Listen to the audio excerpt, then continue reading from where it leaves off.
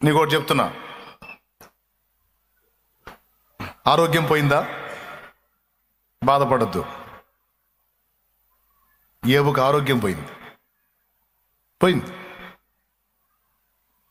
అప్పటి కాలంలో మరి ఎన్ని రకాల రోగాలు లైన్లో ఉన్నాయో నాకైతే తెలియదు, కానీ ఏబుకు వచ్చిన జబ్బు మాత్రం అతని బాడీని చాలా కృంగదీసి అతని చర్మం మీద ఎలర్జీ వచ్చి ఎవడు కూడా దగ్గరకు రావడానికి కూడా ఇష్టపడని రోగం అది.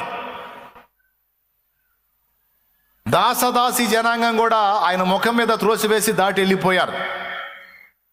రే రే రే నేను రా, నువ్వైతే ఏందయ్యా, ఏంది మామూలు కాదు పో అనుకుంటూ వెళ్ళిపోయారు. చిల్ల పెంకు తీసుకొని ఒళ్ళంతా గోక్కొని నెమ్మది లేని రోగం.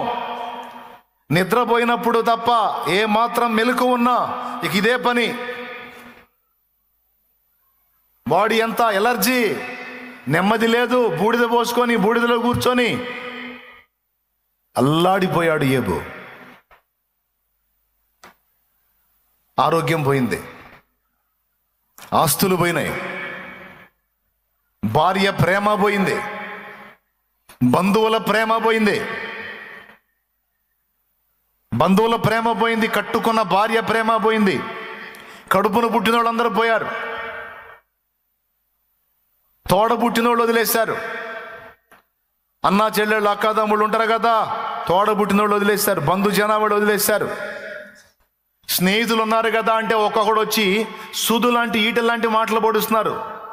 బతికినోడు అటు బతకని ఇట్లా వచ్చి ఉద్ధరించడానికి వచ్చినట్టు, ఆదరించడానికి వచ్చినట్టు వచ్చి పోట్లు పొడుస్తున్నారు ఈ స్నేహితులు. ఆరోగ్యం పోయింది, ఆస్తులు పోయినాయి, అంతస్తులు పోయినాయి, దాసదాసి జనాంగం పోయారు, బంధువులు పోయారు, స్నేహితులు పోయారు, కడుపును పుట్టినోళ్ళు పోయారు. చివరికి ఏకాకి లైఫ్, ఏకాకి జీవితం.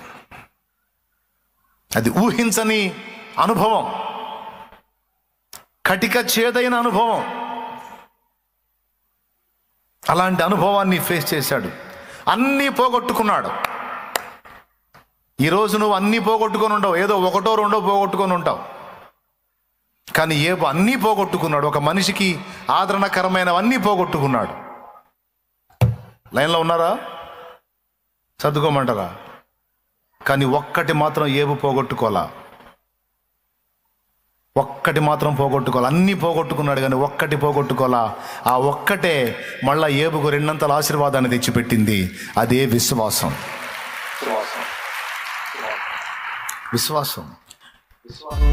సంవత్సరాల ఆరోగ్యం పోయిందా? ఇక రాబోతున్న సంవత్సరాల్లో నీ ఆరోగ్యాన్ని మళ్ళా నా దేవుడు నూతన పరుస్తాడు. పక్షిరాజు యవనము క్రొత్తదగునట్లు నీ యవనమును మరలా నేను క్రొత్తదగునట్లు చేస్తాను అని వాగ్దానం చేశాడు. నాకేం తెలుసు, ఆయన వాగ్దానం చేశాడు.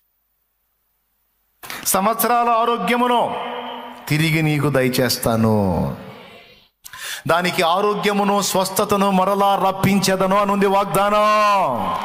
దానికి ఆరోగ్యమును స్వస్థతను మరలా రప్పించేదనని ఉంది. సియోనుకి, ఆ సియోన్లో నువ్వున్నావు, నేనున్నా. అన్నయ్య నువ్వు కూడా ఉన్నావు. పోయిందా హెల్త్ ఖరాబ్ అయిపోయిందా? Don't worry. రాబోతున్న సంవత్సరాల్లో, నూతన సంవత్సరంలో ఆయన సమస్తము నూతనమైనవిగా చెయ్యగలడు. ముఖ్యంగా ఆరోగ్యాన్ని తిరిగి ఏబుకు రప్పించినట్టు నిన్ను తిరిగి బాగు చేయగలడు. కానీ నువ్వు ఒక్కటి వదిలిపెట్టకూడదు. ఆయన ఇది చేయగలడన్న విశ్వాసాన్ని మాత్రం వదిలిపెట్టకూడదు.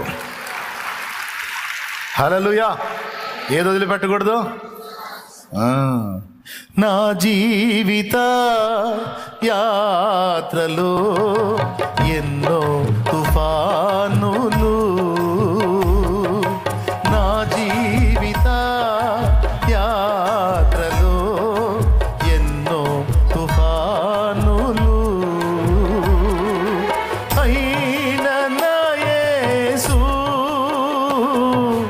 నా పక్షమై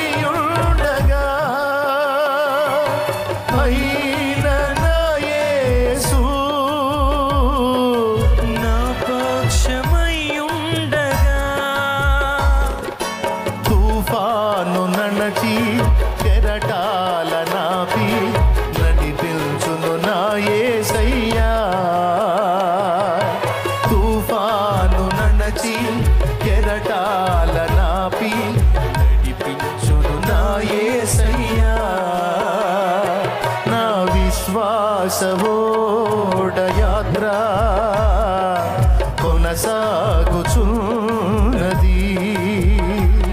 నా విశ్వాస ఓడ యాత్ర కొనసాగుచున్నది. కొనసాగించే యేసు నాకు తోడుండగా, ఆమేన్. కొనసాగించే యేసు నాకు తోడుండగా, తుఫానులైనా పెనుగాలులైనా, తుఫానులైనా పెనుగాలులైనా ఆపలేవు నా యాత్రను, నా విశ్వాస ఓడ యాత్ర కొనసాగుచున్నది. ఆమేన్. హల్లెలూయా. అన్ని పోయినాయి, అన్ని పోగొట్టుకున్నాడు, కానీ విశ్వాసాన్ని మాత్రం పోగొట్టుకోవాలా. ఆయనతోనే నా వ్యాజ్యం అంటాడు, ఆయన దగ్గరే తేల్చుకుంటానంటాడు, ఆయన నాకు విముఖుడయ్యాడు అంటాడు, ఆయన నా ముఖం తిప్పేసుకున్నాడు, నాకు ముఖం తిప్పేసుకున్నాడు అంటాడు. ఇంకేం ఆయనయా, ఆయన తిట్టి సావంటది భార్య.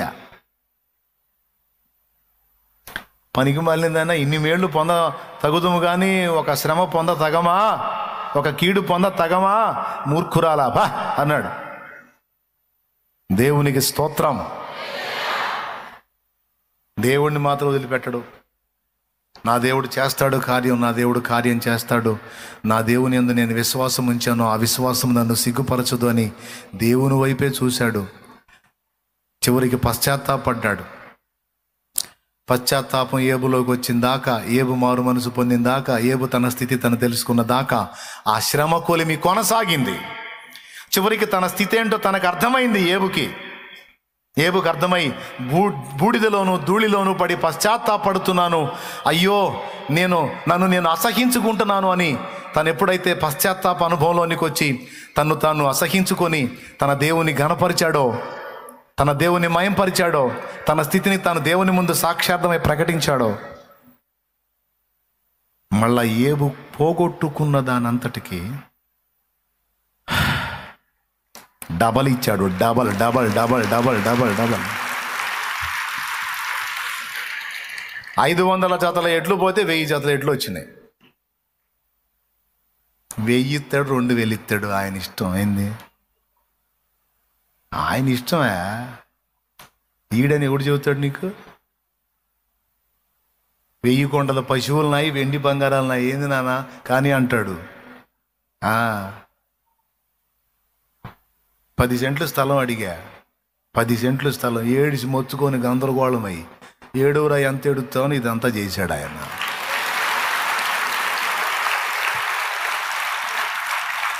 మరి చెబుతున్నానండి. మరి దీనికి అదిలించాలని 300 మంది సంఘం దగ్గర నుంచి ఎన్ని దాడులు జరిగే కొద్దీ పెరిగిపోతూ ఉంది. అది దాడులు నన్ను ఇబ్బంది పెట్టే కొద్దీ, సమస్యలు తెచ్చే కొద్దీ, సృష్టించే కొద్దీ దేవుడు దాన్ని విస్తరించడం మొదలుపెట్టాడు. ఇది విస్తరించొద్దంటే ఎవడు కదిలాడకుండా ఉండాలి, శత్రువులు కూడా. అట్ట ఆగిద్ది అది. స్తోత్రం. కెలికారా ఇవాళ నెత్తి మీదకి వచ్చింది, అది అంతే పెరిగిపోద్ది. అది దాన్ని ఎవడు ఆపలేడు. అది దేవుడు పూనుకున్న కార్యం. ఇది సంవత్సరాల పంట పోయిందా, ఆయన అంటాడు సంవత్సరాల పంట తిరిగి నేను నీకు ఇస్తానంటాడు. ఏమోనన్నయ్య, ఏమో ఈ మాటలు ఏంటంటే బాగానే ఉందిలే కానీ ఏమో నాకైతే నమ్మకం కుదరట్లా, చూసి సాలిపోయింది అంటే నీ కర్మ మొయ్, ఇక నేను చేయగలిగింది ఏం లేదు. ఇప్పుడు ఏది నమ్మితే బెస్ట్? నేను చెప్పింది నమ్మితే బెస్టా, లేకపోతే ఏమో అన్నయ్య ఇంకేం అర్థం కావట్లే, ఇంకేం అనిపించట్లా అంటే ఇంక నీకు రెండో ఆప్షన్ ఏంటో తెలుసా? ఇక చావటమే. నేను చెప్పింది ఎంతమందికి అర్థమైంది? బాగా అర్థమైంది ఇట్టంటే. దేవునికి స్తోత్రం. నేను చెప్పిన ఆప్షన్లోకి నువ్వు రాకపోతే నెక్స్ట్ ఆప్షన్ ఏంటంటే ఇంక లేదు నీకు. ఉందా ఇటన్నా నిరీక్షణ? యేసయ్యా నా నిరీక్షణ ఆధారమా. అది అది ఆయన నిరీక్షణ ఆధారం. ఇంకెట్టుందమ్మా నీకు నిరీక్షణ? సిపోరా ఎంతో అని ఉండొచ్చు, మన పరిస్థితి మారదండి అని. ఓకే ఓకే అని గొర్రెలు తొలుకుంటూ పోయాడు. ఎందుకు మారదు? మనం అనుకుంటే మారదు, కానీ నా దేవుడు తలుచుకుంటే ఒక్కరోజు చాలు, ఒక్కరోజు చాలు, ఒక్కరోజు చాలు. కర్రలు పాములు అవుతాయి, పాములు కర్రలు అవుతాయి, కిరీటాలు తల్ల క్రిందులు అవుతాయి, ప్రభుత్వాలు తారుమారవుతాయి నా దేవుడు తలుచుకుంటే. హల్లెలూయా. ఎంతసేపు? ఏమండి, ఏది నమ్మాలండి? విశ్వాస అయినోడు ఏది నమ్మాలండి? ఏవి పోగొట్టుకున్నాడు ఆ విశ్వాసాన్ని?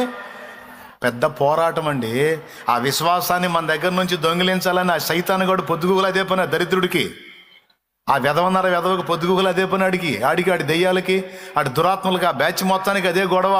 ఏం గొడవ తెలుసా? మన విశ్వాసాన్ని దొంగిలించాలి, దెబ్బ కొట్టాలి, నిర్వీర్యపరచాలి, కృంగతీయాలి, మన విశ్వాసాన్ని నాశనం చేయాలని.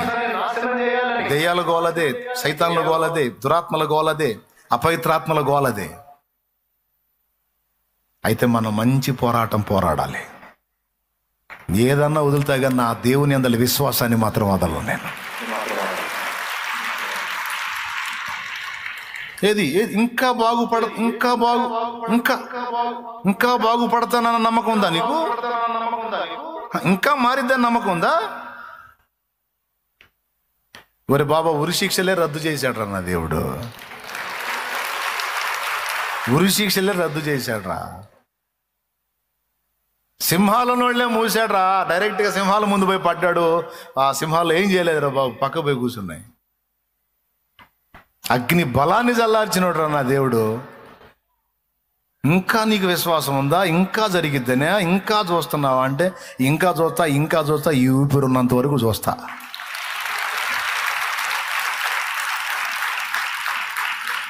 అంటే కొంతమంది దగ్గరికి వచ్చి మాట్లాడుతుంటారు ఎట్టాంటి మాటలు. ఇంకా నమ్మకం ఉందా నీకు? మన ఫ్యామిలీ మెంబర్స్లో కూడా కొంతమంది ఉంటారు ఇట్లా నిరాశ మాటలు మాట్లాడేవాళ్ళు. ఇంకా ఉందా నీకు? నేనైతే ఎప్పుడో వదిలేసా. నాకైతే అస్సలు నమ్మకం లేదు. నీ బోర్డు నమ్మకం ఎవడికి కావాలి? నేను నమ్ముతున్నా నా దేవుడిని. ఇప్పుడు ఏబు భార్య విశ్వాసం వీగిపోయిందా, వీగిపోలేదా? అందరూ చెప్పండి. అంటే ఆమెకు అన్ని ఇచ్చేనే భజన చేసేటట్టు అని, ఇవ్వకపోతే తిట్టేటట్ట. ఏమన్నా న్యాయం ఉందండి? ఇప్పుడు చూడు, ఏబు విశ్వాసం వీగిపోలా. ఆరోగ్యం పోయింది, నా దేవుడు ఇస్తాడు మళ్ళీ. పంట పోయింది, నా దేవుడు ఇస్తాడు మళ్ళీ. పశువులు పోయాయి, నా దేవుడు ఇస్తాడు మళ్ళీ. డబ్బు పోయింది, నా దేవుడు ఇస్తాడు మళ్ళీ. ఎడ్లు, ఒంటెలు, గాడిదలు పోయాయి, నా దేవుడు ఇస్తాడు మళ్ళీ. పిల్లలు పోయారు, నా దేవుడు ఇస్తాడు మళ్ళీ. ఏం విశ్వాసం అయ్యాన్ని ఇది? నా విశ్వాసం అది. నా దేవుడిని నమ్ముతున్నాను నేను. నన్ను సరిచేస్తాడు. నేను కోల్పోయిన సంవత్సరాల సమృద్ధిని తిరిగి నాకు దయచేయగలడు. నాకుంది విశ్వాసం, నాకు సందేహం లేదు, నాకు అనుమానం లేదు. నా దేవుణ్ణి అనుమానించను నేను అని ఆ విశ్వాసాన్ని పట్టు కూర్చున్నాడు. మిస్టర్ విశ్వాసరావు ఒక్కడ మన పక్కన కూర్చుంటే సంపదరావు వస్తాడు. దేవునికి స్తోత్రం. హల్లెలూయా. ఏ ఆరోగ్యరావు గారు వస్తారు? వింటున్నారా? ఆరోగ్యరావు వస్తాడు, సంపదరావు వస్తాడు, సమృద్ధిరావు వస్తాడు, ఇంకా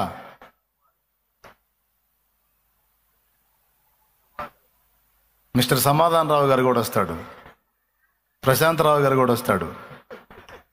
విశ్రాంతిరావు గారు కూడా వస్తారు. విశ్వాసరావు గారు ఒక్కరిని పోగొట్టుకోండి, జాగ్రత్త పడాలండి మనం.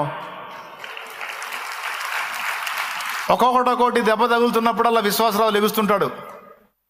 వెళ్తాలే అని ఆడికి వెళ్ళేది కూర్చోబెట్టాలా. ఎంతమందికి అర్థమైందో ఏమో మరి. ఎదురు దెబ్బ తగిలినప్పుడల్లా విశ్వాసరావు లెగుస్తుంటాడు.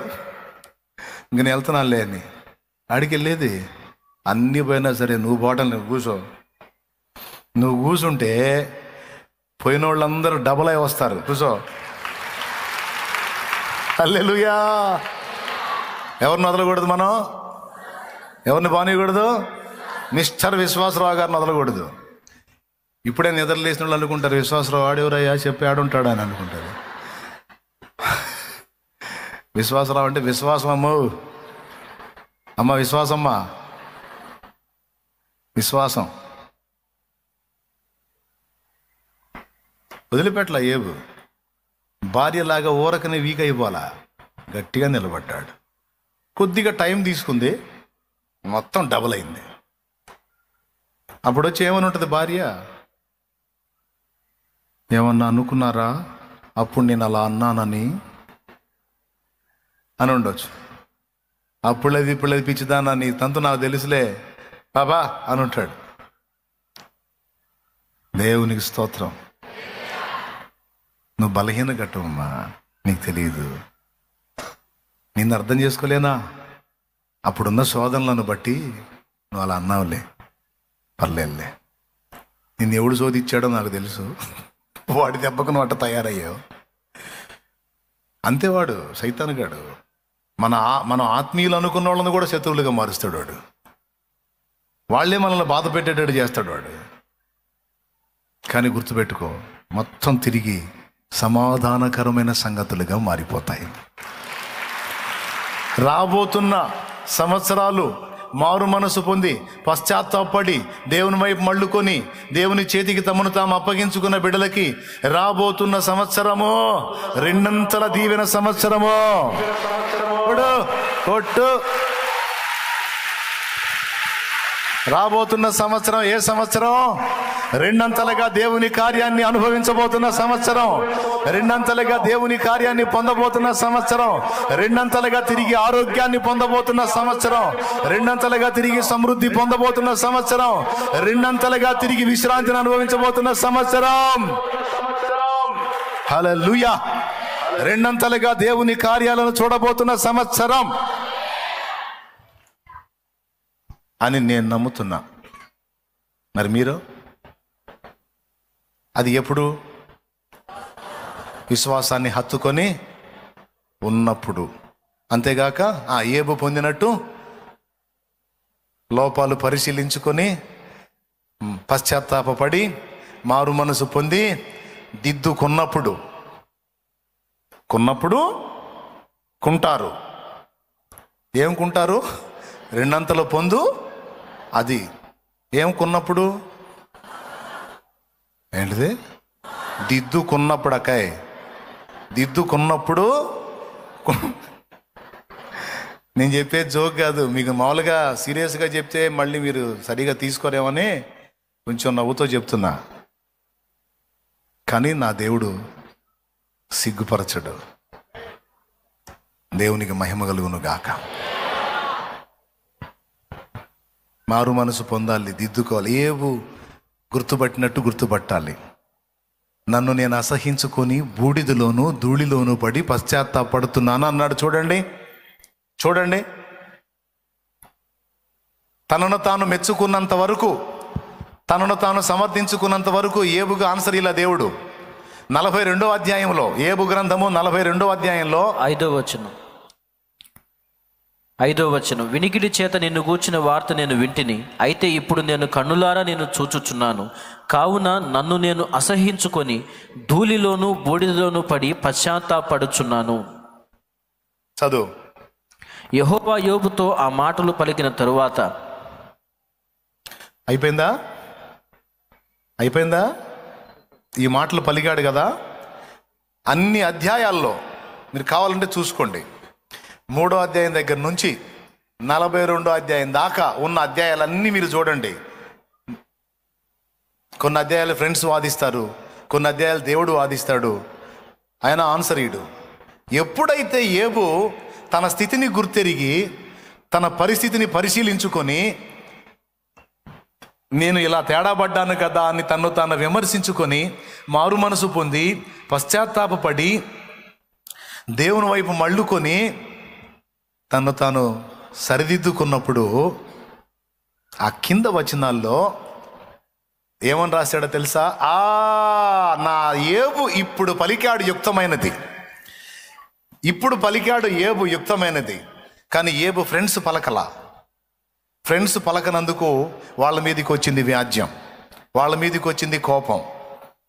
వచ్చి దేవుడు ఎలీఫజుతో మాట్లాడుతున్నాడు. చదువు.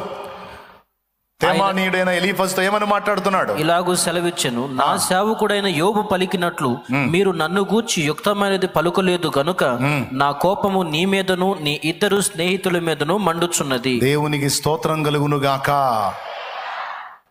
నా సేవకుడైన యోబు పలికినట్లు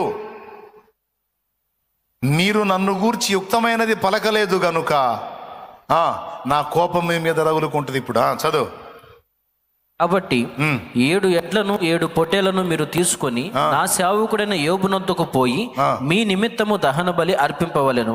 అప్పుడు నా సేవకుడైన యోబు మీ నిమిత్తము ప్రార్థన చెయ్యును. మీ అవివేకమును బట్టి మిమ్మును శిక్షింపకయుండునట్లు నేను అతనిని మాత్రము అంగీకరించెదను. ఏలయనగా నా సేవకుడైన యోబు పలికినట్లు మీరు నన్ను గూర్చి యుక్తమైనది పలుకలేదు. దేవునికి స్తోత్రం కలుగును గాక. ఏంటి యుక్తమైనది? యోబు పలికిన యుక్తమైనది ఒక్క మాట ఏందో చూద్దాం. చూడండి. పశ్చాత్తాపట్టమే కాదు, ఒక మాట పలుకుతాడు. అది పట్టుకుంటే మీరు గ్రేటే. ఆ మాట ఏదో పట్టుకుంటే 3 అంకెలు లెక్క పెడతా, దమ్ముంటే చూసుకోండి. మరి ఒక మాట పలుకుతాడు. అది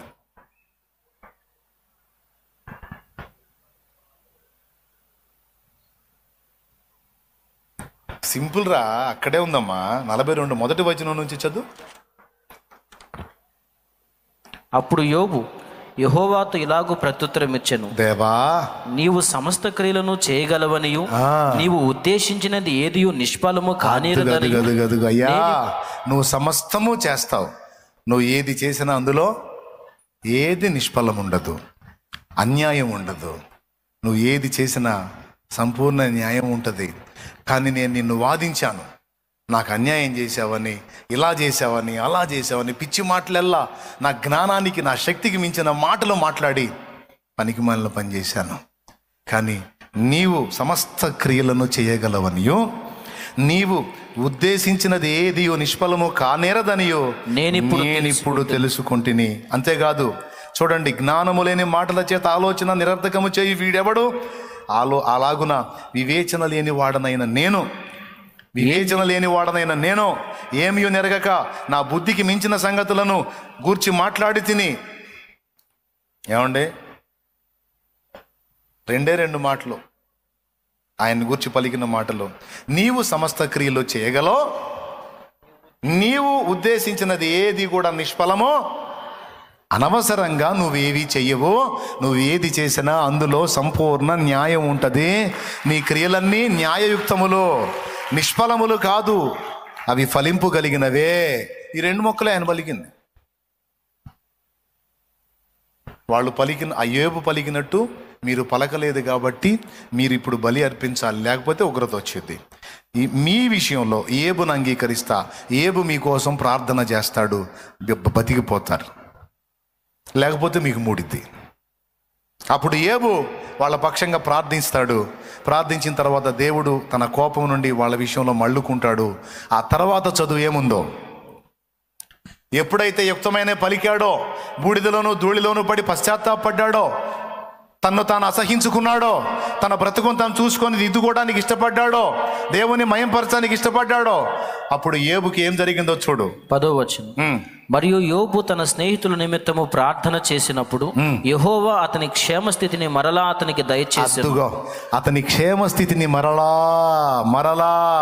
అతనికి దయచేసెను. మరియు యోబునకు పూర్వము కలిగిన దానికంటే 2 అధికముగా యెహోవా అతనికి దయచేసెను. అదిగో 2 యోబులో మనకు కనపడతా. ఒకటి, అన్నీ పోగొట్టుకున్నాడు కానీ విశ్వాసాన్ని పోగొట్టుకోలేదు. రెండవది, దేవుణ్ణి గూర్చి పలకాల్సిన మాటలు పలికాడు. దేవా, ఎంత పరిశోధించినా నీ చర్యలో న్యాయం, నీ ఉద్దేశించిన నిష్ఫలం కానేరవు. అయితే గీతే నేను నీచుడవుతాను, అనీతిమంతుడవుతాను, కానీ నువ్వు 100% నీతిమంతుడవు దేవా. అయితే గీతే నేను తేడా అవుతాను, కానీ నువ్వు తేడా ఎప్పుడు కాదు దేవా. నేనే పొరబడ్డాను. నేను మంచోడు అనుకొని నన్ను గూర్చి నేను ఎక్కువ ఊహించుకొని నన్ను నేను సమర్థించుకోవడానికి ప్రయత్నించాను, నిన్ను బాధ పెట్టాను.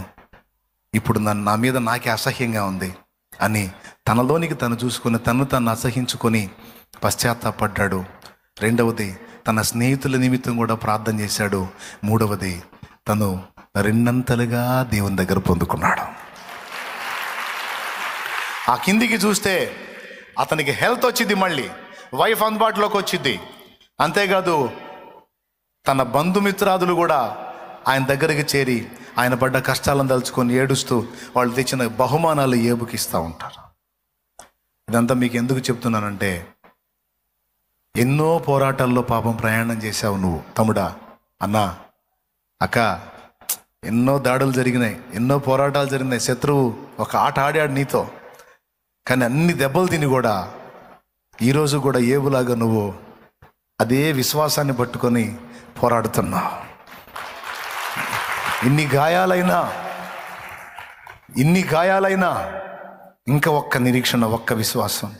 నా దేవుడు చూస్తున్నాడు, నా దేవుడు తప్పకుండా నాకు సహాయం చేస్తాడు అనే ఆ విశ్వాసంతో నువ్వు ఏబు ఎదురు చూసినట్టు చూసావు. చూడు, ఏబుకు వచ్చిన 2 ఆశీర్వాదం రాబోతున్న సంవత్సరంలో నా దేవుడు నీకు దయచేయబోతున్నాడు.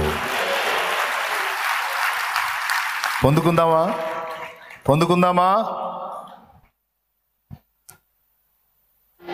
అందరికి అర్థమైందిగా? రైట్. నా ధర్మం నేను 1కి 2-3 సార్లు చెప్పా. ఇప్పుడు ఇక మీ ఇష్టం. ప్రార్థన చేసుకుంటారో, ప్రార్థనలో గడుపుతారో, ఉపవాసం ఉంటారో, తిని మరి సినిమాలు చూసుకుంటూ తిరుగుతారో, సోది మీటింగులు వేసుకుంటూ తిరుగుతారు, నాకు సంబంధం లేదు. నా ధర్మంగా నేను చెప్పా. భక్తిలో నువ్వు తిరిగి పుంజుకోవాలి. కోల్పోయిన ఆత్మీయత తిరిగి రెట్టింపు కావాలి. దానికోసం నువ్వు సిద్ధపడాలి. బ్రదర్, మీరు కూడా, మనకేం లచ్చలేం నష్టం కాదు. అర్థమైందా? ఫాస్టింగ్ ఉండి దేవుని పాదాలను పట్టుకొని కాస్త గోజాడుకోండి, దేవునితో సమాధాన పడండి, కాస్త ఆధ్యాత్మికంగా గడపండి ఈ 3 రోజులు. దేవుని కోసం ఎదురు చూసిన మోషే విశ్వాసం సిగ్గుపరచబడలా. మోషే పరిస్థితి అంతా మారిపోయింది. 40 ఏళ్ళు మామయ్య దగ్గర బ్రతికిన మోషేని మళ్ళా కలుసుకొని మోషేతో మాట్లాడడానికి ఒక దినమంతా పట్టింది ఇత్రోకి. అంత స్థాయిలోకి దేవుడు తీసుకెళ్ళి మోషేని నిలబెట్టాడు. అంతేకాదు మోషేని ఎగతాళిగా మాట్లాడుకున్న ప్రజలంతా కూడా మోషే గురించి ఘనంగా చెప్పుకునేటట్టు ఐగుప్తు అగ్రరాజ్యాన్ని శాసించే గొప్ప నాయకుడిగా మోషేని దేవుడు నిలబెట్టాడు. మోషే చరిత్రని ఆనాడు మిద్యానీయులే కాదు, ఐగుప్తీయులే కాదు, అప్పటి నుంచి ఇప్పటిదాకా ప్రపంచమంతా కథలగదలుగా చెప్పుకునేటట్టు నా దేవుడు చేశాడు. కాబట్టి ఆయన చేతిలో విరవబడిన రొట్టె ఆశీర్వదించబడిన అనేకులకు ఆహారమైనట్టుగా ఆయన చేత విరవబడిన మనం, నలగగొట్టబడిన మనం అనేకులకు దీవెనకరంగా మారుతామని ఎరిగి ధైర్యం తెచ్చుకోండి. మనం దేవుని చేతుల్లో ఉన్నాం. యేసయ్య రెక్కల్లో ఉన్నాం. మనం రాబోతున్న సంవత్సరాలు శుభప్రదమై తన పిల్లలకు ఆశీర్వాదకరమై 2 దీవెనకరమగినట్లుగా నా దేవుడు చేయగలడు. నిరీక్షించి ధైర్యం తెచ్చుకోండి. మన తండ్రి అయిన దేవుని ప్రేమ నిరంతరం మనకు తోడై ఉండునుగాక. పరలోకమందున్న మా తండ్రి, నీ నామం పరిశుద్ధపరచబడునుగాక. నీ రాజ్యం మాకు వచ్చునుగాక. నీ చిత్తం పరలోకమందు నెరవేర్చినట్లు భూమి యందును నెరవేరునుగాక. మాకు కావలసిన అనుదిన ఆహారము నేడు మాకు దయచే. మా పట్ల అపరాధం చేసిన వారిని మేము క్షమించున్న రీతిని నీవు మా అపరాధములు క్షమించు. ఇతరులను క్షమించే బుద్ధి కూడా మాకు దయచే. మమ్మల్ని శోధంలోనికి తేక దుష్టి నుండి, కీడు నుండి తప్పించు. ఎందుచేతనగా రాజ్యము, బలము, మహిమ, శక్తి సర్వం నిరంతరం నీవై ఉన్నావు తండ్రి. బిడ్డలు విశ్వాసంతో తెచ్చిన నూనె నీ శక్తితో నింపి రోగులైన వారికి అది రాసి ప్రార్థించడం ద్వారా స్వస్థత చేకూర్చు. అరికాలు మొదలు నడినెత్తి వరకు, శిర మొదలుకొని సిరిపాదం వరకు సర్వ శరీరమును ఆరోగ్యముతో నింపు. నీ ఏ వాగ్దానాలు అయితే ఈవేళ ఇక్కడ పలికావో అవన్నీ నీ బిడ్డల జీవితాల్లో నెరవేర్చు. ఆర్థిక దారిద్ర్యత, అప్పుల బాధలు యేసునామములో తొలగిపోయి రాబోతున్న సంవత్సరాలు కరువు తీరిన సంవత్సరాలై సమృద్ధి సమృద్ధి సమృద్ధి కలిగిన సంవత్సరాలుగా మారిపోవునుగాక. ఆమేన్. కనికరించు, మా బిడ్డల్ని బలపరచమని యేసునామములో వేడుచున్నాం తండ్రి. ఆమేన్. ప్రార్థనలో గడపండి, ప్రార్థనలో గడపండి. ఉండగలిగే ఓపిక ఉంటే ఫాస్టింగ్ ఉండండి. ఇదొక వాగ్దానంగా తీసుకొని ధైర్యం తెచ్చుకోండి. కృంగుబాటులోంచి బయటికి రండి, నిరాశ నిస్పృహల్లోంచి బయటికి రండి, విశ్వాసమందు బలపడండి. దేవుడు మంచి దినాలు నీకు చూపించగలుగుతాడు. నీవు నీ సంతతి ఆశీర్వదించబడే రోజు నా తండ్రి నీకు చూపించగలుగుతాడు. నీ కోల్పోయిన నీ వారిని తిరిగి నువ్వు కలుసుకునే విధంగా నా తండ్రి చేయగలుగుతాడు. ఆ దినం రప్పించగలుగుతాడు. కన్నుల జారిన కన్నీళ్ళు నడిపెను దేవుని పాదాలు, ఇప్పటి నుండి నీ కళ్ళు చూచును దేవుని కార్యాలు. కన్నుల జారిన కన్నీళ్ళు నడిపెను దేవుని పాదాలు, ఇప్పటి నుండి నీ కళ్ళు చూచును దేవుని కార్యాలు. ఉందిలే దీవెనా ఎందుక వేదన, పొందిన యాతన దేవుడే మరచునా.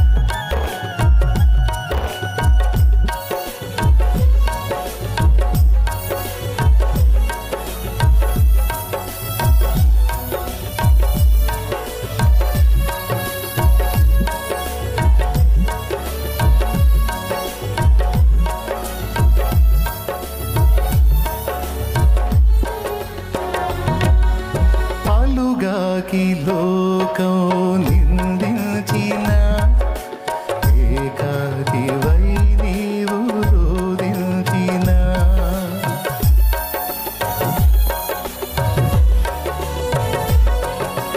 పాలుగాకి లోకం నిందించిన ఏకాకివై నీవు రోదించిన, అవమాన పర్వాలు ముగిసేనులే, ఆనంద గీతాలు పాడేవులే.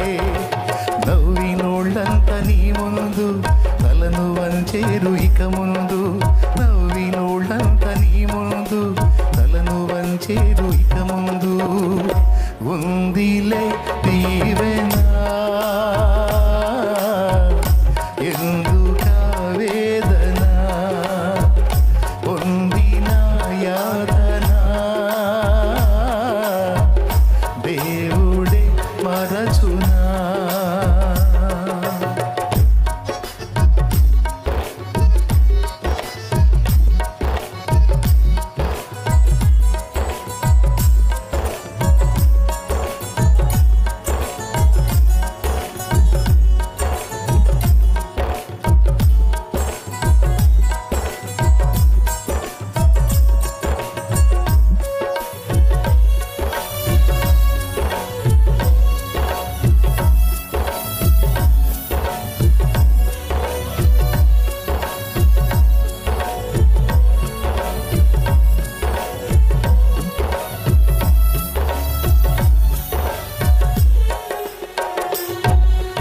అనుకొనని శ్రమలెన్నో ఎదిరించిన, ఆత్మీయుల ప్రేమని తురించిన,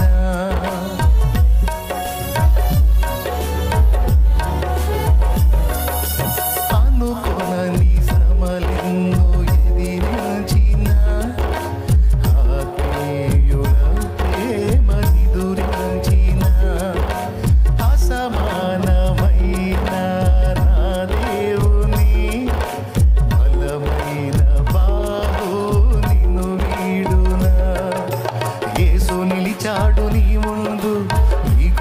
చేసేను కనువిందు, యేసు నిలిచాడు నీ ముందు, నీకు చేసేను కనువిందు. ఉందిలే దీవెన, ఎందుక వేదన, పొందిన యాతన దేవుడే మరచునా. కన్నుల జారిన కన్నీళ్ళు తడిపెను దేవుని పాదాలు, ఇప్పటి నుండి నీ కళ్ళు చూచును దేవుని కార్యాలు. కన్నుల జారిన కన్నీళ్ళు తడిపెను దేవుని పాదాలు, ఇప్పటి నుండి నీ కళ్ళు చూచును దేవుని కార్యాలు. ఉందిలే దీవెన, ఎందుక వేదన, పొందిన యాతన దేవుడే మరచునా. ఉందిలే దీవెన, ఎందుక వేదన, పొందిన యాతన దేవుడే మరచునా.